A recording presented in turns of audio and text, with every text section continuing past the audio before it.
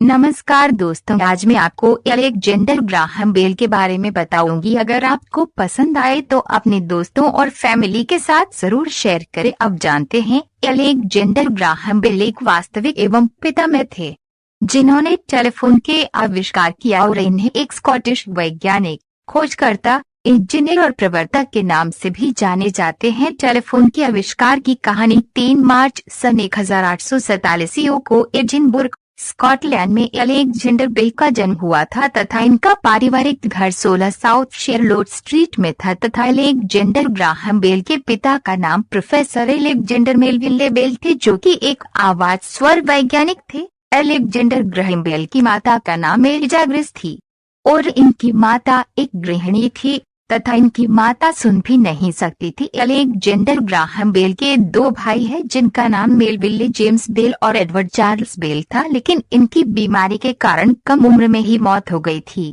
10 साल की उम्र में इन्होंने अपने पिता से अपने 2 भाइयों के मध्य नाम की तरह अपना भी मध्य नाम रखने का निवेदन किया था।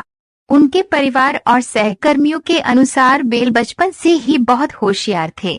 वक्तृत्व कला और भाषणों से संबंधित काम में बेल के पिता, दादा और भाई भी जुड़े हुए थे तथा उनकी मां और पत्नी दोनों कान से नहीं सुन सकते थे। अलेक्जेंडर ग्राहम बेल अपने घर पर ही प्रतिदिन भाषण और बात करने वाले उपकरणों के आविष्कार में लगे रहते थे। इनका काम करने की लगन और मेहनत से इनका दिमाग और भी तेज हो गए। अलेक्जेंडर ग्राहम बेल की प्रतिदिन खोज और आविष्कार से एक दिन वो एक नई आविष्कार 1876 में टेलीफोन की खोज किए तथा इन्हें बेल को यूनाइटेड स्टेट के पहले पेटेंट अवार्ड से सम्मानित किया गया था। अलेक्जेंडर ग्राहम बेल ने टेलीफोन का आविष्कार कर विज्ञान की दुनिया को सबसे बेहतरीन और सबसे प्रसिद्ध आविष्कार की खोज कर दिया था। टेलीफोन के आविष्कार के बाद अलेक्जेंडर ग्राहम बेल ने अपने जीवन में बहुत से आविष्कार भी किए हैं। अलेक्जेंडर ग्राहम बेल को दुनिया में टेलीफोन की आविष्कार का पितामह के नाम से भी जाने जाते थे। टेलीफोन की खोज करने के बाद टेलीकम्युनिकेशन, हाइड्रोफोइल और एरोनॉटिक्स जैसे खोज भी बेल ने किया। 1898 से 1903 तक नेशनल जियोग्राफिक सोसाइटी में सेवा की और सोसाइटी के दूसरे प्रेसिडेंट के पद पर कार्यरत रहे। अलेक्जेंडर ग्राहम बेल की शिक्षा ग्राहम ने स्कूल में ज्यादा शिक्षा ग्रहण नहीं की थी। वे एडिनबर्ग रॉयल हाई स्कूल में जाते थे, लेकिन उन्होंने इसे 15 साल की उम्र में छोड़ दिया था।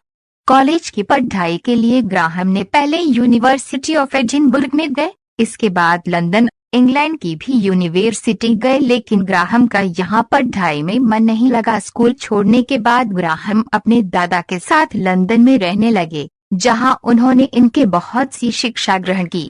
वे उनके साथ बहरे लोगों के स्कूल जाया करते थे और वहाँ करीब से इसके बारे में जाना करते थे। 1870 में ग्राहम के दोनों भाइयों की मृत्यु के बाद इनका परिवार कनाडा रहने चला गया, क्योंकि इनके पिता को चिंता थी कि अलेक्जेंडर को भी वहां कोई बीमारी न हो जाए। कनाडा आने के बाद अलेक्जेंडर अपने पिता के साथ काम करने लगे। इन्होंने यहाँ ट्रांसमिटिंग टेलीफोनिक मैसेज में काम शुरू किया। 16 साल की उम्र में ही बेल वेस्टर्न हाउस अकेडमी, मोरे, स्कॉटलैंड के वक्तृत्व कला और संगीत के शिक्षक भी बने। इसके साथ साथ वे लैटिन और ग्रीक के विद्यार्थी भी थे।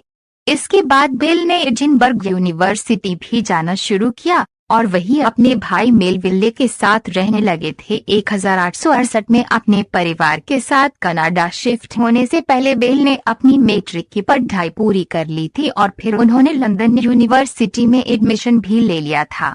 अलेक्जेंडर ग्राहम बेल का पहला आविष्कार बचपन से ही ग्राहम को इस दुनिया के प्रति एक अजीब सी जिज्ञासा थी। वे दुनिया की रचना उसके बारे में करीब से जानना चाहते थे। कम उम्र में ही वे घूम घूम कर वनस्पति के नमूने इकट्ठे करते और उनके बारे में प्रयोग करते रहते थे। बचपन से ही ग्राहम अपनी मां के बेहद करीबी थी। उन्हें उस समय गायन, कविता एवं कला में रुचि थी। ग्राहम अपनी मां के बहरेपन से बहुत दुखी थे। उनसे अच्छे से बात करने के लिए ग्राहम ने हाथ का प्रयोग कर इशारे से बात करने की भाषा सीखी। ग्राहम का पूरा परिवार, उनके दादा, पिता, अंकल सब बहरे लोगों को शिक्षा देने के लिए कार्य किया करते थे।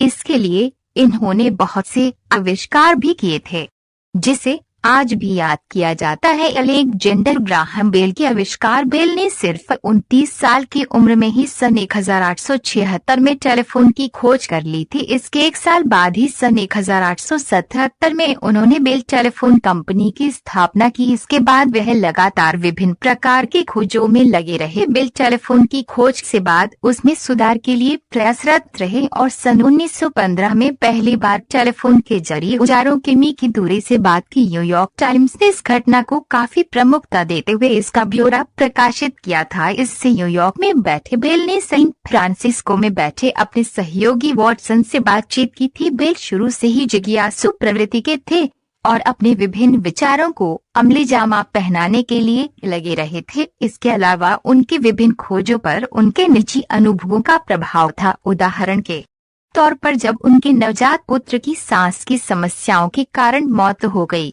तो उन्होंने एक मेटल वैक्यूम जैकेट तैयार किया जिससे सांस लेने में आसानी होती थी। उनका ये उपकरण सन 1950 तक काफी लोकप्रिय रहा और बाद के दिनों में इसमें काफी सुधार किया गया। विज्ञान के क्षेत्र में अनेकों खोज। अपने आसपास कई लोगों को बोलने और सुनने में कठिनाई होते देख उन्होंने इस दिशा में भी अपना ध्यान दिया और सुनने की समस्या का आकलन करने के लिए ऑडियोमीटर की खोज की। उन्होंने विभिन्न क्षेत्रों के अलावा वैकल्पिक ऊर्जा और समुद्र के पानी से नमक हटाने की दिशा में भी काम किया। बेल की कई क्षेत्रों में एक साथ दिलचस्पी थी और वे काफी देर तक अध्ययनशील रहते थे। वह देर तक एनसाइक्लोपीडिया ब्रिटानिका पढ़ते हैं। ग्राहम बेल के नाम 18 पेटेंट दर्ज है। इसके अलावा 12 पेटेंट उनके सहयोगियों के नाम दर्ज है। इन पेटेंटों में टेलीफोन, फोटोफोन, फोनोग्राफ और टेलीग्राफ शामिल है। उन्होंने आइसबर्ग का पता लगाने वाला एक उपकरण भी बनाया था जिससे समुद्री यात्रा करने वाले नाविकों को खासकर अत्यधिक ठंडे प्रदेशों में विशेष मदद मिली। यही नहीं, ग्राहम बेल ने चिकित्सा के क्षेत्र में भी काफी काम किया। सांस लेने के लिए उपयोगी उपकरण के साथ ही मूक बधिर लोगों की समस्या दूर करने के लिए भी काम किया। उन्होंने वैज्ञानिकी के क्षेत्र में भी अपनी अमिट छाप छोड़ी है। मेटल डिटेक्टर जो आज आतंकवाद सहित अन्य प्रकार के अपराधों से लड़ने में कारगर साबित हो रहा है का आविष्कार भी ग्राहम बेल ने ही किया था। ग्राहम बेल को अपने जीवन में कई पुरस्कार और सम्मान मिले। इन पुरस्कारों में से था फ्रांस का वोल्टा सम्मान